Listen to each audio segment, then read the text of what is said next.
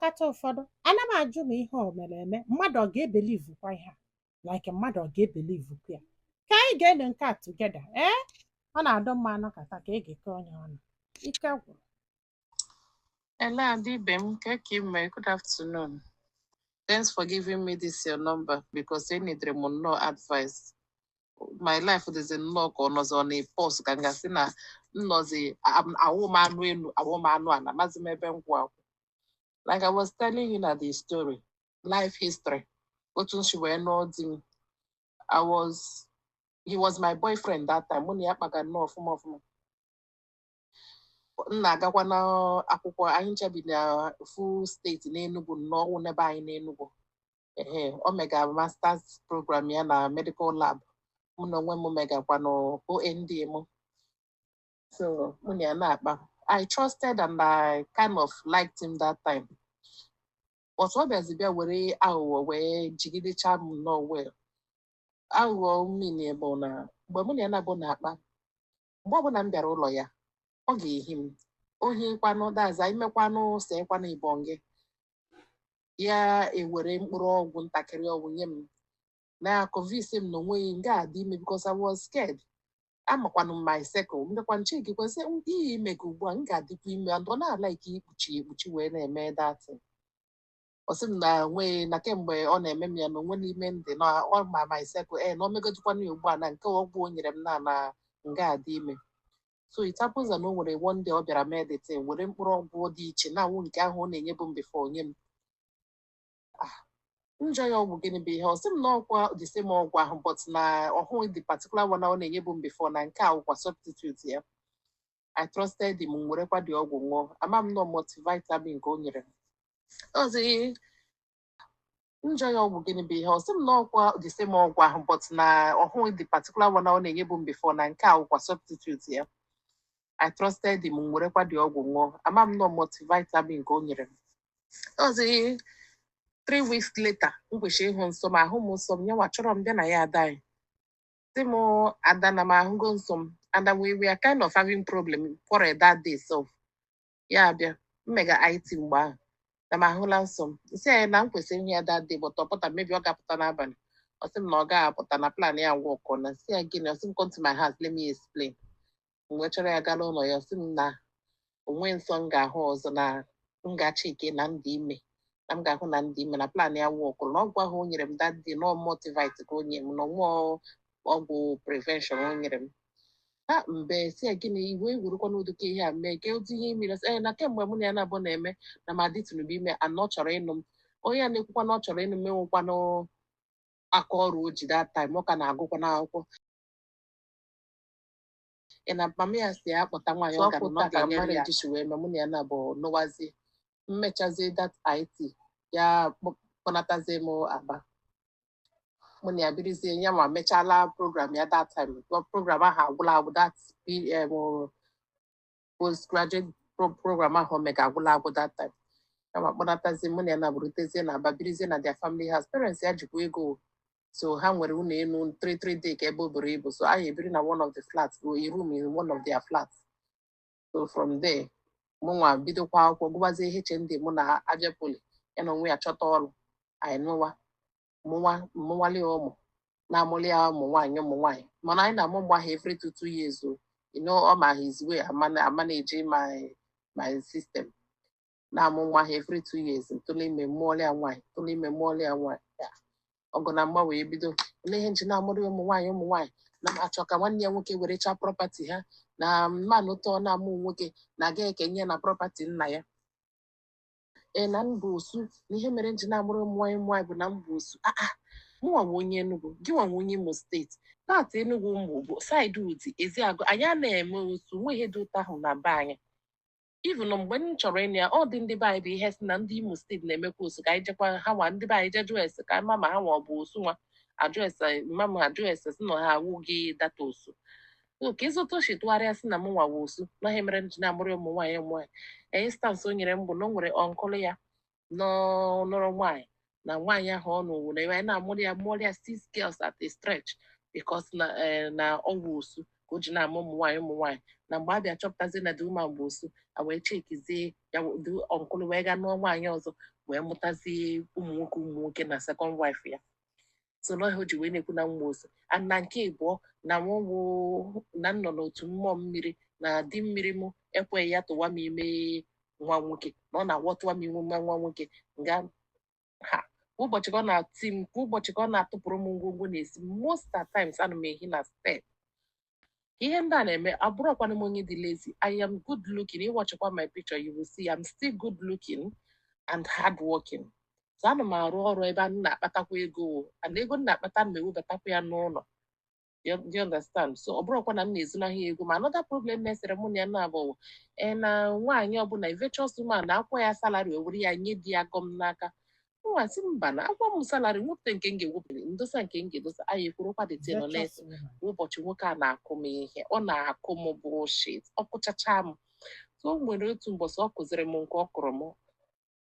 and eziokwu adịrị m nwoke a faithful ada adịrị m this man faithful agabe m nwoke ọzọ ọ bụrụkwa na m na-ahụ ndị na-agba m enyi mana nwoke a from the day one m nụrụ ya ụta ka ọ na-achụgharị m nwaanyị ọ chụrụ gbago ọ chụrụ gbada every night ọ nọ n'ịyọ m mgbaghara na mgbaghara ya na mmụọ ya si ya yọọ mgbaghara na mmụọ ya gwa ya na mmụọ m na-ewere ya iwe maka na ọ na-achụ nwaanyị ịmago ụdị ihe ndị ahụ mmụọ na-agbaghara mgbe m mụrụ my fifth girl month m mụrụ my fifth girl ka this man gara tụwa nwaanyị ọzọ ime nwa the lady ime amaghị m ọgwakwanụ m ọzi 9 months later ka ọ kpọrọ m one night ada na nwere ihe ọ sịkwanụ ka ọ gwa m enwere nwaanyị mụ na ya na-abụ n'ahịa nsị a enwere ndị gị mụnwa ma bụ ama na o nwere ndị gị na ha n'ahịa na the woman nọ wee dịkwa ime nsị ya finally tụwana nwaanyị ọzọ ime asị m na nchenụka okwucha n'ọnwa ihe ọ na-ekwu mgbe ihe na-ekwu na the girl amụọ na nwa na ọ mụrụ nwa today nsị a mụrụ gị na ọsị ma ọ mụrụ baby boy mbe kpọ mma m wee mma m asị m ka eyi na-ebela akwa esikwa ya n'ọnwa odogwu anyị kwesịrị ịma na nwoke a ga-eme ihe a kemgbe ụwa ebecha m akwa ha anya aka nọrọkwa na-anụ di na nwunye mana m was thinking na problem amụrụ nwa nwoke amụnwụ nkere ihe ndị ọgọ na-akụ m gara ibinata obi rọkwa so ihe nke a nkọgaziri gị na bụ after 5 years nwa ya nwoke ji 5 years ọ kwụrụ ha ụgwọ ụlọ na-azụ ha na-take care of the girl anụ nwa ya mgbe ọbụla ụbọchị ihe ọ na-agwa m are you woman enough chinyere wetụrụ ime efu ugboro for him tụọrịa nwa nwoke ọ nọkwa the girl tụrụ ime ofu ugboro wee mụọrịa nwa nwoke mụnwa na ebe a na-amụ nwaanyị na mma achọghị isi n'ime ụlọ abụọ na ọmụ ji ịkpọbata nwa ya nwoke na bibi mama ya n'ụlọ ya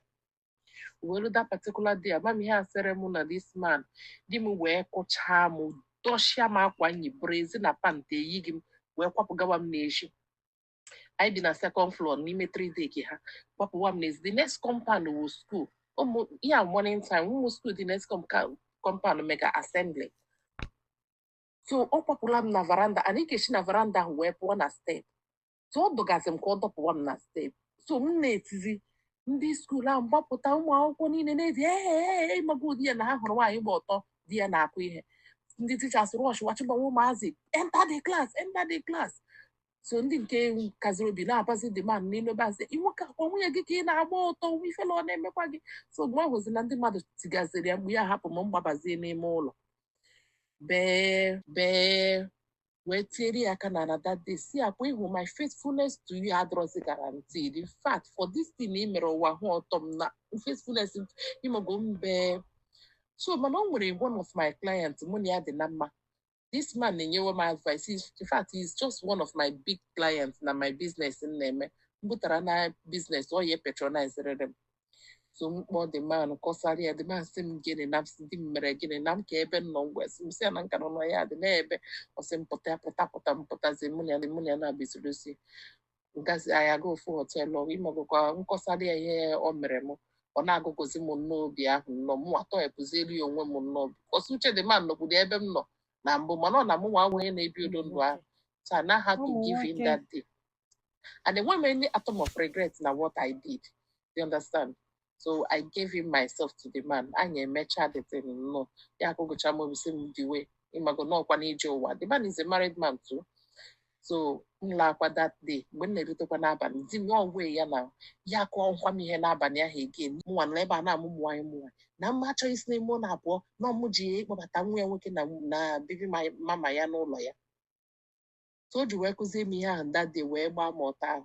wee meetizie this other man mụ na the man emecha in the afternoon time so wee latazie n'ụlọ ndị di m wee gbago nkwa m n'elu n'abalị ahụ as his way na nwa abalị agba aka n'agbanyeghịkwa ihe ahụ ọ kọrọ m n'ụtụtụ ọtọ niile ahụ ọ gbara m nso ọ repụ nkwa m that day so some weeks later m bịa chọpụta na m afọ ime abaala mụnwa dịzie confused amaghịzi m ebe afọ ime si amaghịzi m onye nke nwe nwa so mgbe afọ ime ahụ ya wasị na m ga-ewepụ ya na amụgo m 5 years na ya nwere nwetago nwa nwoke n'ezi na ọ chọzi ka ndị ime ọzọ n'ime ụlọ na ndị ime ọzọ nakwa nwe ihe ọzọ m na-eje mụrụ ya na-awụ nkwa nwaanyị ka m ga-amụrụ ya so m nwasịzie bikos of okwu gị ya m nwasị na m a ga-ewefu nwa ma ọ bụgodịrị na m mụrụ mmụọ ejima nwaanyị atọ na m a ga-ewefu nwa na ọ bụsị ya bụrụ na nwaanyị ọzọ ka m mụrụ na ihe ọbụla m mụrụ n'ọkwa gị nyere m ya ọkwa medical lab scientist makwa na onye nwa bụ nwoke na-ewepụta agwa chromosome eji amụ nwa nwoke yet ya buerie ihe niile bụ m n'isi na m nwere mmụọ mmiri na-atụgharịrị ya nwa na ọ bụ na ọnwụọ ya ka ihe mere Chinyere ji tụrụ ime ofu Chinyere ụsa ichiko o ji akọmpa aga mụnwa anụmụ niile ahụ nna m amụrụ m ya nọ ma nna m even sọ nke mbụ na nke ịbụ ka nwoke akwụrụ ụgwọ ụlọ ọgwụ ya ndị ọzọ akwụbeghị ụgwọ ọnwa m nweta ikwa aka na akpa na-agbapụta onwe m n'ụlọ ọgwụ na-etikwa so oge mụnwa bụ wezila afọ ime ahụ shọm na m ga-egbu afọ ime ahụ sị na ọ bụ na nsịkwa bụ na m ga-egbu ya na ọ gbasa akwụ ya na ihe ọ madabewo na mgbuche ya na mmụọ ka akwụkwọ ụgwọ ụlọ ọgwụ nso so ogbute m afọ ime ahụ ndị ụlọọgwụ wee chọpụta mgbe a mere skan n'ụlọ ọgwụ nna gị amụ nwa wee chọpụta na nwa ahụ bụ nwa nwoke etinye gị na agaghị akwa m na m aga amụ nwa ahụ amụ na m ga-emekwa ọpreshọn kụpụta nwa ahụ na ha achọghị na ihe a wụ expected nwa atụghị anya so na ha achọghị stories mgbe ya dị ndị m si na nke ahụ gbasakwara m na asịkwa na nna amụ nwa ahụ amụ na m ga-eme ọpreshọn na ọ gbasa akwa ife atụ nakwa ọ gwara m na aka ya adịghị aka ya na ụkwụ ya adị n'onye mmụọ ga-ete ikike and so on so m wee were ego m gaa kwụ n'ọgwụ ahụ eme m ọpreshọn ekupụta nwa ya bụrụ baby boy so ebona m kue nwa m na-egoro ya milk na katọn and so on I took care of my baby n'ofu ime ụlọ ahụ kwa ya etukwa esemokwu ka dịkwa because of a medical life scientist ha nwere nọ guild na ha nwere friends ndị lab na maybe ha ndị na-emenụ DNA ama m onye gwatara ya mee DNA that my baby and that son ya ahụ nwoke that girl ma ọrịa n'ezi ya emechaa ya wechọpụta na my son awụ nke ya nwoke si ọnwụ nye m 7 days na m na-ahapụrụ ya ụlọ ya na m na-esi n'ụlọ ya apụ okokoli njọ ya si ya ngwanụ akwa ịma na ọ gị kwenyegara m mee ihe a m mere and I'm not even regretting ọ gị kọsụrụ ya ụta m si gbaghara gị mgbe Chinyere toro gị ime mụọrọ gị nwa anụ nwa gị ji 5 years wee tọọ nwa m ị ga-echikwụta ahụ gbaghara m nwa nyọ ya elu si ya ngwa ka anyị birikwa na I will take care of my son as he said I've been the one taking care of ka anyị nọrọkwa maka ụmụ m ndị nke nwaanyị adịghị ọ sị gịnị na ọkwa gị na mkpọrọ nwa nsị n'ime ụlọ ya pụọ nna ndị be anyị sị m na onwe many choice than to leave his house for him nga rent la na apartment 1 bedroom flat kwụrụ ụgwọ kpọrọ my son ya nwee sizie mmadụ ndị nke nwaanyị ndị nnukwu atọ bi na second federal school osizie ndị nke praịmarị abụọ fọrọ afọ na mkpọrọ nwa m sọsọ m lawa ọ chere m ma abịa dọsịrị ya nwa ebe a sị m kapịa mkpọrọ nwa m lawa ya na ụmụazị a wee lọwazie kpọtụ holiday ruwara na ya ụmụazị kpọ ya na ha anatagokwa from school ya sị ha ngwa straight to your mother's house ya sende ha n'ụlọ m which I am not against school mepe ọkwọrọ ha ụgwọ akwụkwọ m nwee go provision plus ụgwọ ụlọ na so on mụnwa na-etake care. Meanwhile, I left his house only with my documents. I started life afresh. Egoro m property bido n'isi gụọ ihe niile m just gbara aka kpọrọ da my son na-akpọ ya bọbọ kpọrọ bọbọ m wee pụ papa my baby papa pụtakwara he showed face bịa take away care of my son si na nwa ya agaghị anọ n'ezi na he will introduce the son to his family and so on. Mana my problem now ada now di m bụrụkwa ka m pụkwara ya agba m akwụkwọ na court anọkwa mbe m onye court belief ebulu akwụkwọ bịa na ọmụwa oge na di m wee gbakwa m akwụkwọ na mbịawa court nnalị akwụkwọ gụọ ihe akwụkwọ buru ibu na ọ chọrọ custody of children na ọ chọrọ divorce na ọ chọkwara alimony na mma na-akwụ ya 126,000 every month. Kedu ebe a na-ekwu ụdị ya akọ? Ọ ga-esi ya na m pụọ n'ụlọ gị, apụọkwana m n'ụlọ gị, onweghị property gị ofu mkpụrụ nji wee pụọ.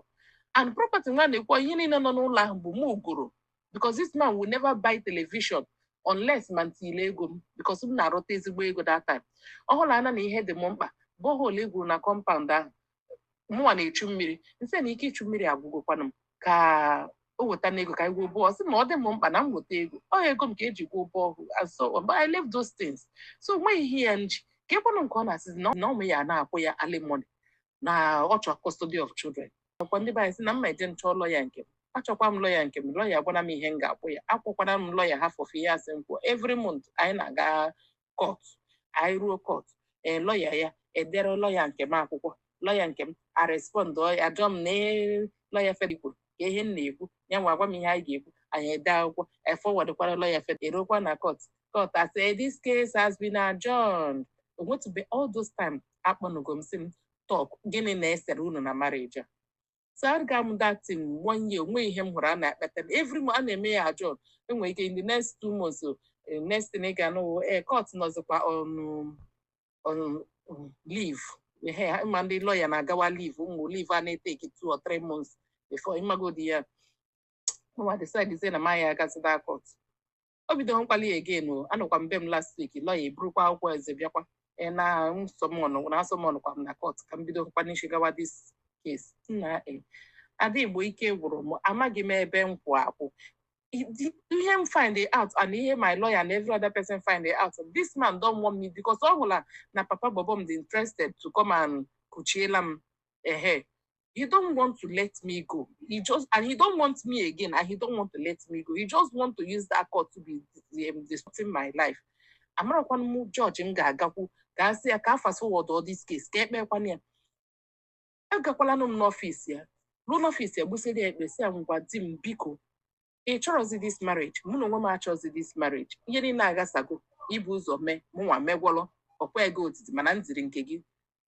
esi na ịchọzi the marriage, mụnwa achọkwazi, nsogbu adị. Gaanụ na court a wetanụ na akwụkwọ a na-aza divorce ka m sign ya anyị niile anyị na-agba agawa arịta ọnọrọ gị bride price. Ọ sị na anyị ekpe ya ekpe na a ga-ekpewe ya, and ikpe ya ekpe a na-agwụ m ike. Ejisikwa m ike ozugbo ahụ m pụkwara n'ụlọ ya nweta ụlọ ebe ọzọ, ejisila m ike rụta 3 bedroom flat. Ọdọ ebi m dị rent m ya out, ego ya ka m ji na-akwụ ụgwọ ụlọ because ebe m rụtadị ụlọ ọka develop chabe, so etinye m ya mmadụ werezie the money na-akwụ ụgwọ ụlọ ebe mụnwa bi. So mụnwa dịtụkwa little bit okay and comfort, at least enwezikwa onye na-akụ mgbamgbamgbọ. But nke isi asị m na court amaghị m ihe m ga-eme. I don't know what to do. Ada Igbo biko nyeretụ m aka n'okwu a, onwere advice ị ga-enye m because abụọ m anụ elu na onwe ihe mere m na amadebe anyị egbuna m ebuna, anyị ebuna m na be di m because mba anyị a na-anụzi, a ga-ebuna m na be nwoke m mụrụ nwa nwoke ọnụghọ m anụ. That is I'm just like this. Thank you. Unu afụgo the type of ụmụ nwoke anyị nwere na be anyị? Unu afụgo ha? N'isi ha omembọla abụrụ ajọ ife mana abịara na nwunye ha omembọla abụrụ ajọ ife, ọpụ ịghọtago. Unu mana ogbu mma ada eji mma gị a n'azụ ịkụlụ nwaanyị akụlụgbogo kụlụgbede kpụpụta ya nke ọgba ọtọ n'iru mmadụ n'iru ụmụ akwụkwọ, ịgbasi anya ọtọ ndị ọzọ fụsị ọtọ ya. Kedu ife ị ka na-azọkwa? Echekwa m nọ nwoke ka ọ dụọla iprotect ihe adọ na ngada mgbe iji wee mezie nye public. Kedu ife ị chọrọ ka nwaanyị mee? Ike gwụrụ mana nne ka m gwakwa gị arụ adụ ọkwụdo gị nwa sef. I thank God that na o nwere ife mere akpa nwa gị. Nwoke na-eri gị ibọ gị olise ego onye gị ọgwụ ịṅụọ, olise ego onye gị ọgwụ ịṅụọ. I thank God for your life. Ihe njisi ka m kwuo ihe a because ndị nọ na peji na-emeche na ọdụ oke ọ dụrọkwa na oke. Ekwekwene ka ọ na-anyụ onye iche onye gị ọgwụ, ọkwa gị ka ọ ga-egbu. Nwoke si na ọ ma ihe uzu okpu na be enye ya chelu ka unu gwọọ cycle unu. Nekwa anya ka this man ji were aka ya decide ya this marriage, were aka ya tụba ya ime. Ọ jụrụ di ya will you marry me wee tụba ya ime, wee bịa na-amụrụ ya nwaanyị wee tọnụọ si na nwaanyị na-amụ nwaanyị si na ọ bụ osu, na ọ bụ o nwere ụdị mmiri, na o nwere nna, na o nwere ibie. Etu ka ha ga-esi jide taa akpa nwa gị were ọgwụ dameji enye fa dameji si enye fa asị gị na ibu osu, na ibu dị mmiri, na imelụ nna na ọnya mere ijire mụta nwa. Fa ga-ebo gị akwụna bogi n'elu bogi n'ala. Bọsị ịchọrọ nwa efugo ị nọlụ n'iru ugwu oje nụọ nwaanyị ọzọ. chụpụkwa onye n'ụlọ gị na nwoke ọzọ ama nne ya, nwoke na-eme ị na-etu ya afa ịtụ mami ya si wee si otukwere odogwu. That's it. This man couldn't take a pinch of what he dish out every day. Ụfọdụ ụmụ nwoke arụ adọkwa unu agwara m ma mmadụ ka mmụọ ka unu bụ. Nwaanyị abeela akwa na di etiri ife wee gbakwute gị. Sọ ife uche gị nọ na ya bụ isi ebọn gị. Sọ ife uche gị nọ na ya bụ ka isele nke gị. Fiakwa unu the only thing that comes to your mind bụ ịha ya họteelụ si enyi ibọn gị. Ị nwekwa ego wee sị na nwaanyị a ga-akwụ gị child support. Nne chee ka m kwuo nke bifo n'uzo. Ọkwa ịfụlụ nyanwa na-akwụsị ụgwọ akwụkwọ gị nwa na-eme feeding na-ego provision na-akwụ ụgwọ ụlọ. In fact ịbụdo ezigbo mmadụ sef ma ife na-aza na ibe ezigbo mmadụ ibe ezigbo mmadụ. Okwute okwu child support na kọtụ ọbụla o kwurie gwafa ihe ị na-akọntribute n'isi ụmụazị ka mmalụ kọtụ ga-asị gị kwụbịa child support. Ụfọdụ kpụ amụ na-akwụgharị mana fa abụrụ nwoke. Ị na-achọ nwaanyị ga-akwụ gị child support ebe ikpe atagokwe nwaanyị ọzọ ịtụrụ ime n'ezi ọbọgwụ mmanya na-egbu na ọkụkọ ala na-aghọ wee jekọ wee bee gị ofu amụ iwee jụ na ọma nwe peace iwee jụ na ọma nne nna iwee jụ na ọma nne ibie ịgafe ị na-achọ ịma mfụkwana ya yes because obi gị dị dirty. In fact bido taa weta akwụkwọ dobe na-elist ife niile ị na-eme n'isi ụmụaka afọ. List everything from A to Z. Ụmụ nwoke adịghịkwa akwụ child support olesi ikpujelefe court na nyanwa chọrọ ka ịkwụbịa child support. Daalụnụ ka ọ dị n'ụbọchị ọzọ.